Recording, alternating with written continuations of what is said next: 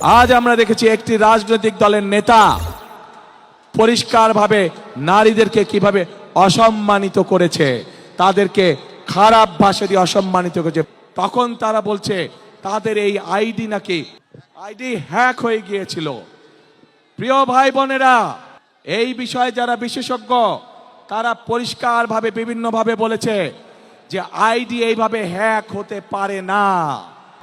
আমরা দেখছি একটি রাজনৈতিক দল, এই যে বাংলাদেশের অর্ধেক গোষ্ঠী নারী গোষ্ঠী, যে তাদের সম্পর্কে আমরা দেখেছি কিভাবে তাদেরকে ঘরের মধ্যে আটকিয়ে রাখতে চায়, সেই কথা তারা বলেছে।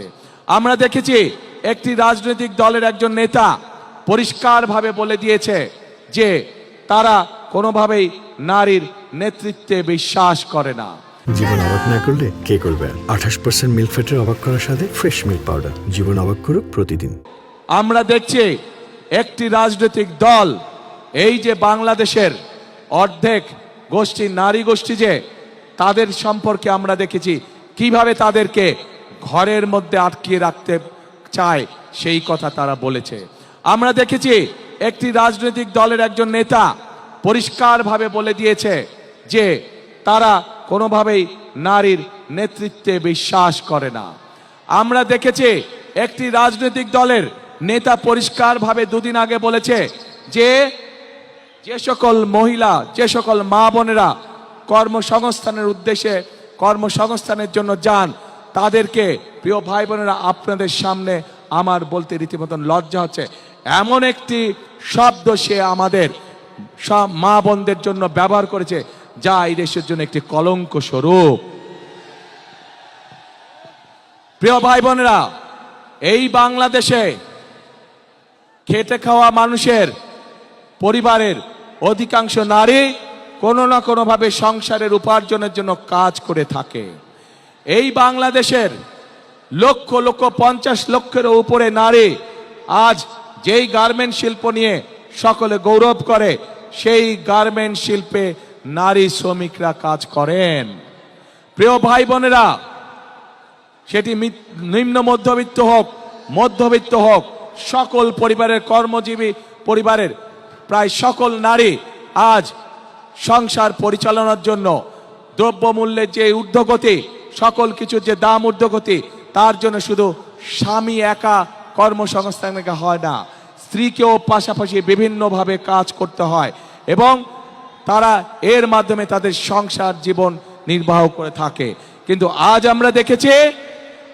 আমরা দেখেছি একটি রাজনৈতিক দলের নেতা পরিষ্কারভাবে নারীদেরকে কিভাবে অসম্মানিত করেছে, তাদেরকে খারাপ ভাষা দিয়ে অসম্মানিত করেছে। প্রিয় ভাই বোনেরা, আমাদের নবী করিম সাল্লাল্লাহু আলাইহি সাল্লাম, উনার যে স্ত্রী ছিলেন বিবি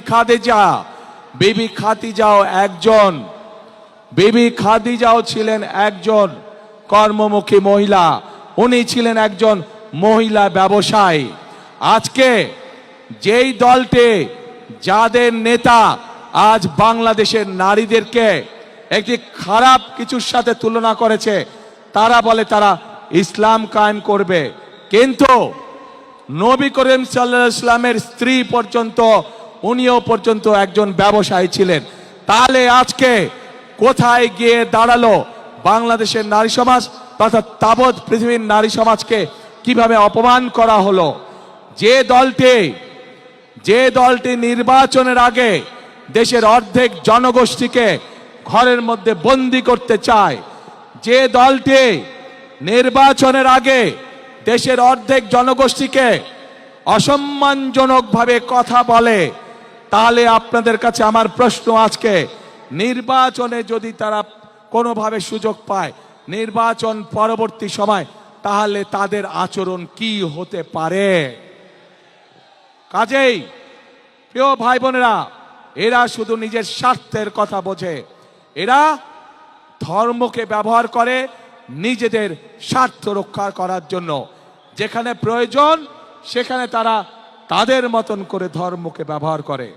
আমরা গতকাল দেখেছি, যখন এই কথা বলার পরে তীব্র সমালোচনা শুরু হলো নারী সমাজ থেকে, যখন এই কথা বলার পরে তীব্র সমালোচনা শুনলো সমাজের প্রত্যেকটি মানুষের কাছ থেকে, তখন তারা বলছে তাদের এই আইডি নাকি ফেক হয়ে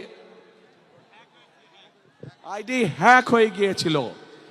প্রিয় ভাই বোনেরা, এই বিষয়ে যারা বিশেষজ্ঞ তারা পরিষ্কারভাবে বিভিন্নভাবে বলেছে যে আইডি এইভাবে হ্যাক হতে পারে না। একটি রাজনৈতিক দলের একজন সিনিয়র নেতা জনগণের সামনে নির্বাচনের আগে এইভাবে মিথ্যা কথা বলছে, দলটি পর্যন্ত মিথ্যা কথা বলছে তাদের আইডি বলে হ্যাক হয়ে গেছিল, অথচ আইডি হ্যাক হয়নি তাদের। কাজেই এরা নির্বাচনের আগে নিজেদের স্বার্থ সিদ্ধির জন্য মানুষের সামনে মিথ্যা কথা তুলে ধরছে, মিথ্যা কথা তারা বলছে। এদের একটাই পরিচয়, এরা মিথ্যাবাদী, এরা নিজেদের প্রয়োজনে নিজেদের স্বার্থেরা মিথ্যা কথা বলে। যারা মিথ্যা কথা বলে, হাজারো লক্ষ কোটি মানুষের সামনে যারা মিথ্যা কথা বলে, যারা বিশেষজ্ঞদের মুখের উপরে মিথ্যা কথা বলে, এরা আর যাই হোক এরা দেশ দরদি হতে পারে না। এরা আর যাই হোক এরা কখনো মানুষের দরদি হতে পারে না। এরা আর যাই হোক এরা কখনো জনদরদি হতে পারে না। এদের দরদ শুধু এদের নিজেদের লক্ষ্যের জন্য, এদের দরদ শুধু এদের নিজেদের উদ্দেশ্যের জন্য।